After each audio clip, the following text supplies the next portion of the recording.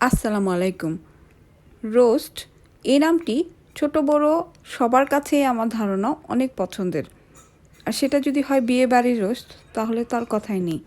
বিয়ে বাড়ির স্বাদের রোস্ট আমরা সব জায়গাতেই খেতে পছন্দ করি। বিয়ে, বিভিন্ন অনুষ্ঠান, যে কোনো ধরনের মেহমানদারিতেও আমরা রোস্ট খুব পছন্দ করি। তাই আমি চেষ্টা করব আজ আপনাদের সামনে বিয়ে বাড়ির স্বাদে একটি রোস্টের রেসিপি উপস্থাপন করতে। রেসিপিটি আমি একজন বাবুর্চির কাছ থেকে শিখেছি। এক এক বাবুর্চি এক এক রকম করে রান্না করেন, তবে ওনার রান্না আমি এবং আমার পরিবারের সবাই খুব পছন্দ করি। তাই আমি চেষ্টা করব সবার সামনে সহজভাবে উপস্থাপন করার। আশা করি আপনারাও পছন্দ করবেন। আমি দুটো বড় চিকেনকে 4 পিস করে কেটে নিয়েছি। এখানে আমি ব্রয়লার মুরগি নিয়েছি, কারণ আমাদের এখানে দেশি মুরগি পাওয়া যায় না, কিন্তু এই রোস্টটি দেশি মুরগি দিয়ে করলে আরও বেশি মজা হয়। তবে আপনারা যে কোনো ধরনের চিকেন দিয়েই এটা করতে পারেন। চিকেনগুলোতে লবণ মাখিয়ে সাইডে রেখে দেব। এখানে আছে 3টে দারচিনি, 4টে এলাচ, একটি বড় এলাচ, অল্প একটু জয়ত্রী, হাফ জয়ফল। এই সবগুলো মশলাকে একটি পাউডার মশলা বানিয়ে নিতে হবে, টালার প্রয়োজন নেই। প্রথমে একটি বলে আমি রোস্টের জন্য সবগুলো মশলা একসঙ্গে মিশিয়ে নেব। এখানে নিয়েছি 2 টেবিল চা চামচ টক দই। আমি কাজু বাদামকে পানিতে ব্লেন্ড করে নিয়েছি, এটাও আমি 2 টেবিল চামচ নিয়েছি। লাগবে 1 টেবিল চামচ আদা বাটা, 1 টেবিল চামচ রসুন বাটা, 1.5 চা চামচ মরিচ গুঁড়ো। ঝাল অনুযায়ী মরিচ গুঁড়োটা আপনারা ব্যবহার করবেন। অল্প একটু জর্দার রং আর হাফ চা চামচ সাদা গোলমরিচের গুঁড়ো, 1 চা চামচ ধনিয়া গুঁড়ো, হাফ চা চামচ জিরা গুঁড়ো, কাঁচামরিচ থেতলো করে নিব 2-3টে। ছেঁচা কাঁচামরিচ দিলে একটু ভালো সুগন্ধ বেরোয়েতে। দিয়ে দিব বানিয়ে রাখা প্রথমে মশলাগুলোকেও। তারপরে আমি একটি পেঁয়াজকে ব্লেন্ড করে নিয়েছি পিষে, সেটাও দিয়ে দিব। 1 চা চামচ ঘি। সবগুলো মশলা একসঙ্গে ভালো করে মিশিয়ে নেব। পেঁয়াজ বেরেস্তা করা তেলটুকুই আমি এখানে নিয়ে নিয়েছি।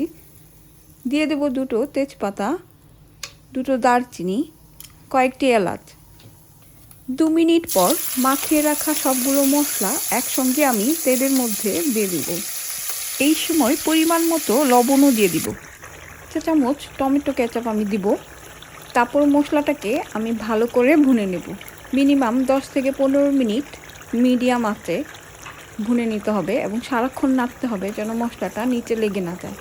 পানি আমি দিয়ে নেব মশলাতে, যেন মশলাগুলো পুড়ে না যায়। মশলা থেকে যখন তেলটা ছেড়ে দিবে, তেলটা উপরে উঠে আসবে, তখন মশলা কষানো হয়ে গিয়েছে। এতে আমি এক এক করে চিকেনগুলো দিয়ে নিব। মাংসের সাথে মশলাগুলোকে ভালো করে মিশিয়ে 2 থেকে 3 মিনিট আমি কষিয়ে নেব। পরিমাণ মতো এখন পানি দিয়ে একটা ঢাকনা দিয়ে ঢেকে আমি ততক্ষণ রান্না করব যতক্ষণ আমার মাংসগুলো সিদ্ধ না হয়ে যায়। মাঝে নেড়ে চেড়ে দিতেও ভুলবেন না। 10-15 মিনিট পর মাংস আমার প্রায় সিদ্ধ হয়ে এসেছে। এই মাংসগুলো সিদ্ধ হতে খুব একটা সময় লাগে না। এখানে আমি দিয়ে দেব কাঁচামরিচ কয়েকটি, 4টে আলু বোখারা, অল্প একটু লেবুর রস। যদি কেউ টক পছন্দ না করেন তাহলে লেবুর রসটা না দিলেও চলে, এতে স্বাদের খুব একটা ব্যবধান হবে না।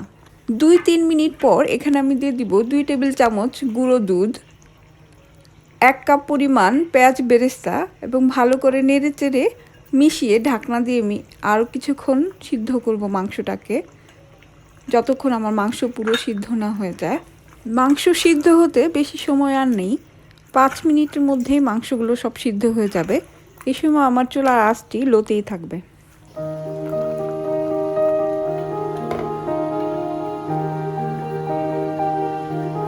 মাংস আমার রান্না প্রায় শেষ, সিদ্ধ হয়ে এসেছে আমার মাংসগুলো। এখন এর উপরে আমি 1 চা চামচ চিনি, অল্প একটু মাওয়া আর 1 চা চামচ ঘি দিয়ে 2 থেকে 3 মিনিট রান্না করব। তারপর আমি সার্ভ করব। তৈরি আমার বিয়েবাড়ির স্বাদের মজাদার রোস্ট। রোস্টটি নামানোর আগে 1 চা চামচ কেওড়া জল আর গোলাপ জল আপনারা দিয়ে নেবেন, এতে এর টেস্ট এবং সুগন্ধ আরও বেড়ে যায়। আমি দেইনি, কারণ আমার বাচ্চারা খুব একটা পছন্দ করে না এর গন্ধ। আপনারাও একদিন বাসায় চেষ্টা করে দেখবেন, অবশ্যই বিয়ে বাড়ির স্বাদ এতে পাবেন। আশা করি আপনাদের ভালো লাগবে এবং উপকারেও আসবে। যদি আপনাদের ভালো লেগে থাকে এই রেসিপিটি, তাহলে লাইক এবং কমেন্ট করে আমার সঙ্গেই থাকবেন। সাবস্ক্রাইব করতেও ভুলবেন না আমার চ্যানেলটিতে। আবার দেখা হবে অন্য আরেক দিন অন্য কোনো একটি রেসিপি নিয়ে। ততদিন ভালো থাকবেন, সুস্থ থাকবেন, মজা করে খাবেন। খুদা হাফেজ।